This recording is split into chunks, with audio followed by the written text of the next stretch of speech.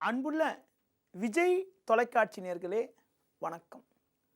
ஜோதிட தகவல் பகுதியில் கிரகங்களுடைய பலம் பலகீனத்தை பற்றி சில குறிப்புகள் கூற உள்ளேன். கிரகங்கள் சில ஸ்தானங்களில் இருக்கின்ற பொழுது ஆட்சி பெறுகிறது, உச்சம் பெறுகிறது.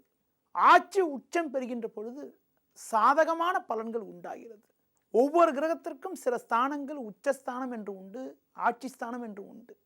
நவ கிரகங்கள்ல சூரியன் பார்த்தீங்கன்றால் மேஷ ராசியில உச்சம் பெறுவார்.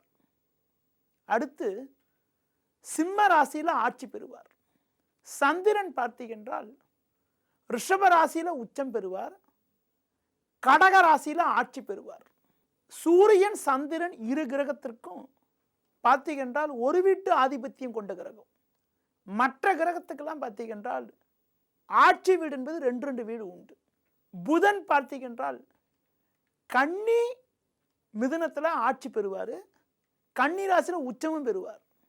சுக்கிரனுக்கு பார்த்தீங்கன்னா 2 வீட்டு ஆதிபத்தியம், ரிஷபம் துலாத்தில் ஆட்சி பெறுவார், மீன ராசியில் உச்சம் பெறுவார்.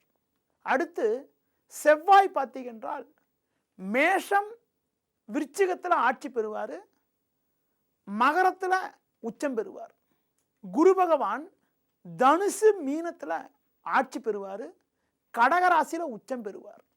சனி மகரம் கும்பத்தில் ஆட்சி பெறும், துலாத்தில் உச்சம் பெறும். பொதுவாக ஜனன ஜாதகத்தில் பிறக்கின்ற பொழுது நான் குறிப்பிட்ட ஸ்தானங்களில் அந்த கிரகமானது இருந்துட்டா அந்த கிரகத்துடைய காரகத்துவ ரீதியான பலன்களை எளிதில் அடைய முடியும், நட்பலன்களை தரும். அது மட்டும் இல்லாமல் அந்த கிரகத்துடைய முழுமையான பலன்களை அடைய முடியும். அந்த கிரகத்துடைய காரகத்து ரீதியான பலன்களை முழுமையாக அடைஞ்சு நட்பலன்களை அடைய முடியும்.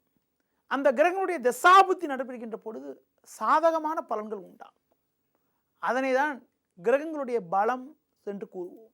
ஆட்சி உச்சம் பெற்ற கிரகங்கள் தனது தசாபுத்தியில் சாதகமான பலன்களையும் ஒரு தனி மனிதனுடைய வளர்ச்சிக்கு உறுதுணையாக இருக்கும்.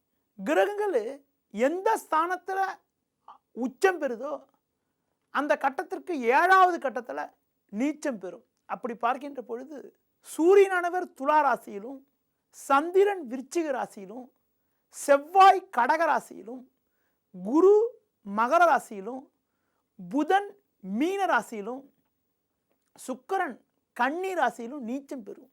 அந்த நீச்சம் பெற்ற கிரகங்கள் தனது தசாபுத்தி காலங்களில் அவ்வளவு சாதகமான பலன்கள் கூறும் என கூற முடியாது.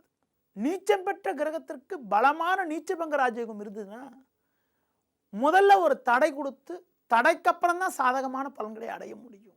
அதுபோல ஒரு கிரகமானது வக்கரம் பெற்றிருந்தா கூட அந்த கிரகத்துடைய முழுமையான பலன்களை அடைவதற்கு தடை தடங்கல்கள் ஏற்படும்.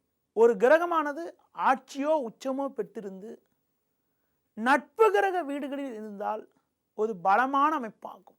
ஒரு கிரகமானது பலம் பெற்றிருந்தால் அந்த கிரகத்துடைய காரகத்து ரீதியான பலன்களை முழுமையாக அடைந்து நட்பலன்களை பெற்று வாழ்வில் வளர்ச்சியை அடைய முடியும். அதுவே கிரகங்கள் பலகீனமாக இருந்தாலோ, மறைவு ஸ்தானங்கள் இருந்தாலோ, சாதகமற்ற பகை கிரக ஸ்தானங்கள் இருந்தாலோ முழுமையான பலன்கள் அடைவதற்கு தடங்கள், தடை, இடையூறுகள் எல்லாம் உண்டாகிறது.